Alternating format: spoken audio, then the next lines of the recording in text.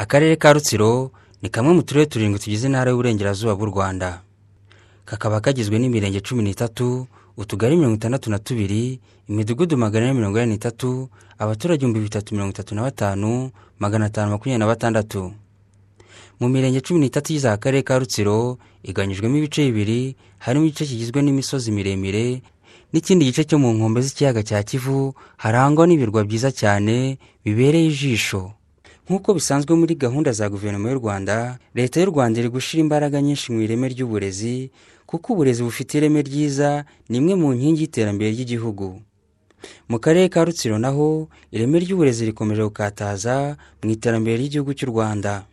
Twegera umuyobozi w'akarere ka Rutsiro, Ayinkamiye Emerance, atubwira uburyo uburezi muri aka karere buhagaze. Murakoze cyane. Mu karere kacu ka Rutsiro uburezi bwitaweho kuko ari wo musingi w'iterambere.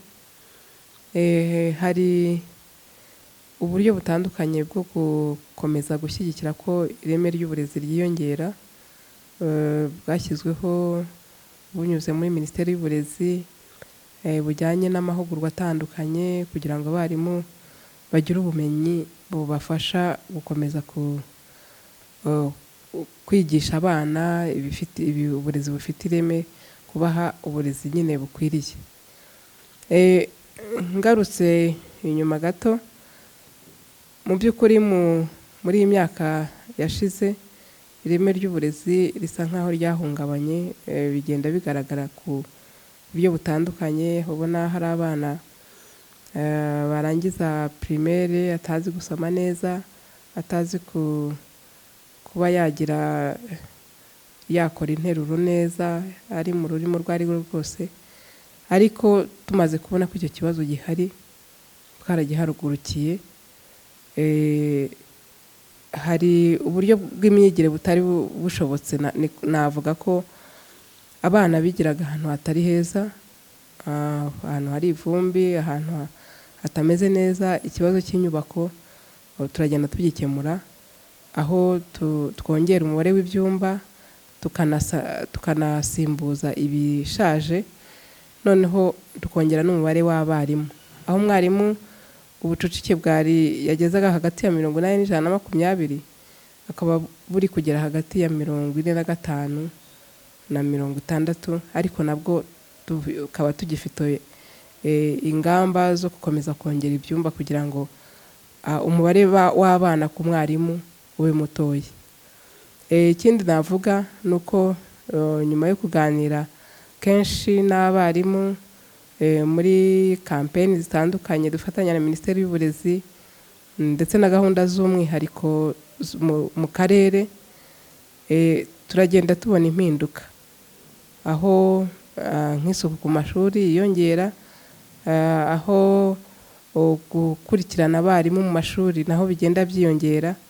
Duhamya ko ireme ry'uburezi riraza kongera gufata umurongo, kuko ari abarezi, ari n'abayobozi b'ibigo by'amashuri na sisiteme y'uburezi yose. Ikibazo twese twakigize icyacu. Turumva mu karere ubwo amashuri yabonetse, abarimu bakaba bagenda biyongera, imfashanyigisho, ibitabo byose bigenda biboneka, ikoranabuhanga. Ibyo byose bizafasha kugira ngo ireme ry'uburezi ryongere risubirane umurongo waryo. Mu by'ukuri ntabwo higa bishoboye gusa, kuko hiza bishoboye ntabwo twaba turi kurera igihugu, kuko n'uwo mwana batishoboye ariko uburenganzira bwo kwiga arabufite.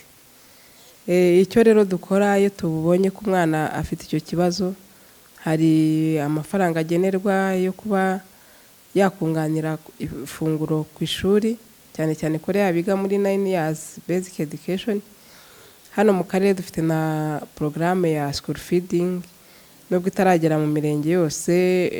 Navuga dufite umufatanyabikorwa ufasha abana mu mirenge igera kuri 4 mu karere. Twarebye ifite ubukene bukabije ugereranije na survey cyangwa se ikusanyamakuru ryagiye rigaragaza ko iyo mirenge ikennye kurusha iyindi. ibyo rero byafashije abana kuguma mu ishuri. Ikindi nko ku bijyanye yenda no kuba afite ubwo bukene navuga bukabije ari mu cyiciro cya mbere akaba atashobora kwibonera ibikoresho, ibyo nabyo ku mashuri tugerageza kubafasha dufatanije n'ubundi n'abafatanyabikorwa ari n'imiryango, amadini n'amatorero, dufasha abo bana bigaragara ko badashoboye kwibonera na uniforme cyangwa se amakayi, tukabafasha kugira ngo bagume mu ishuri. Gusa hari abana bagita ishuri, kujya mu ishuri byo ni kimwe, umwana wese asigaye azi ko agomba kujya mu ishuri. Ikibazo tugihanganye nacyo kugeza ubu ni icyo kugira ngo arigumemo. Hari abana bagita ishuri ageramo ukabona ntibimufasheho kuguma mu ishuri. Iyo niyo ntambara turi kurwana hamwe n'ababyeyi n'abarezi kugira ngo abana bagume mu ishuri.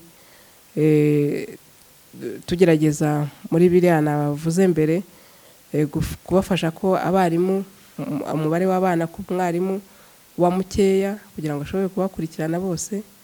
Ababyeyi gukomeza kubashishikariza kohereza abana mu ishuri, bakabarinda kujya mu mirimo ivunanye nk'ubucukuzi bw'amabuye y'agaciro, kujya kuroba mu Kivu. Ibyo byose ni ubukangurambaga dufatanije n'inzego zitandukanye kugira ngo abana bagume mu ishuri.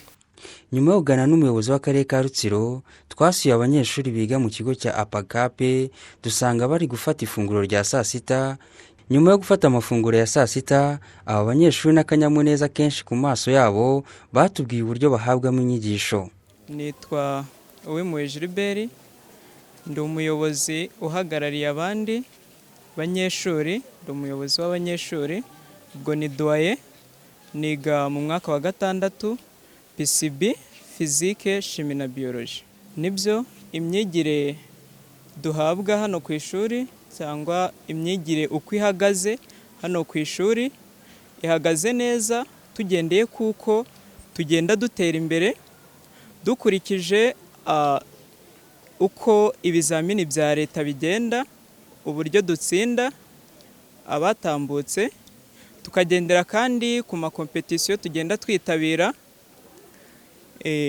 Nk'urugero muri uyu mwaka twitabiriye science competition ku rwego rw'igihugu muri pratique ndetse no muri theory. Nko muri pratique murabona hano mpafite ibyo twakoze. Ibi ni ibintu twakoze muri science competition, ni pave ikozwe mu masashi ndetse n'umucanga. Murumva ko ubumenyi duhabwa bwanadufasha hanze usibye no kuba turi hano ku ishuri gusa. Imyigishirize hano baduha imeze neza cyane kuko amasomo baduha aradufasha mu buzima bwacu bwa buri munsi. Nk'urugero nk'iyo tugiye gutyo muri science competition, uretse no kuba wakompeta n'abandi, ariko hari n'ibyo nawe usigarana mu mutwe wawe.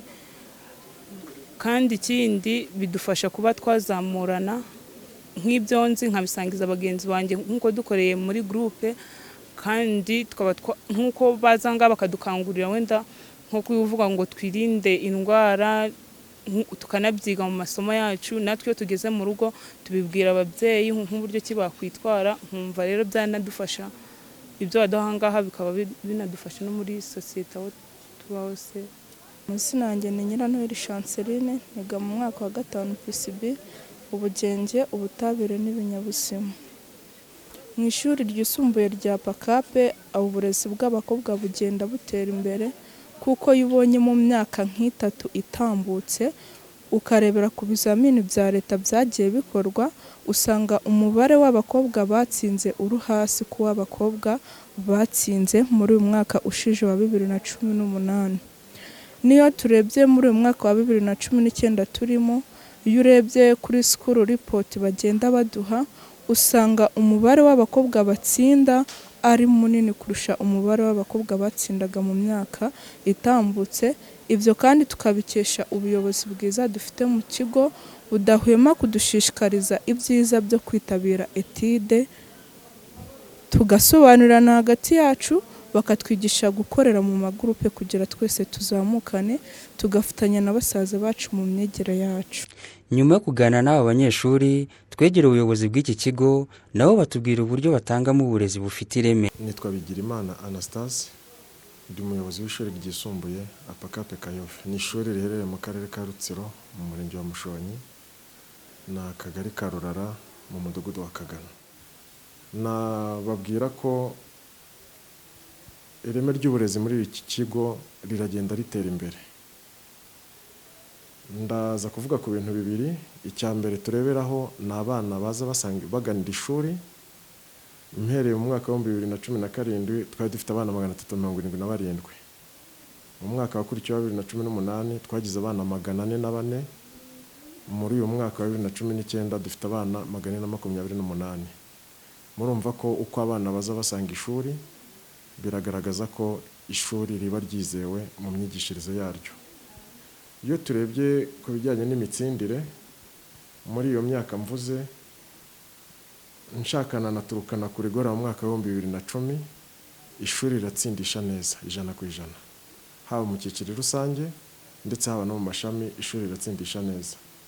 Ngarutse kuri iyi myaka nari mvuze yo muri 2017 mu mwaka wa gatatu twakoresha abana 33 bose baratsinze 100%. Ndetse n'ikiza cyabayeho nuko hari umwana wujuje ikizamini cya leta. Uwo mwana amazina yitwa Bagare Guruwari, ari kwiga ubu ngubu i Kigali niyo yoherejwe. Mu mashami muri uwo mwaka twakoresheje abana bageze ku 94 bose baratsinze abona diplome zabo, kandi ikiza gihari abenshi bagiye muri kaminuza.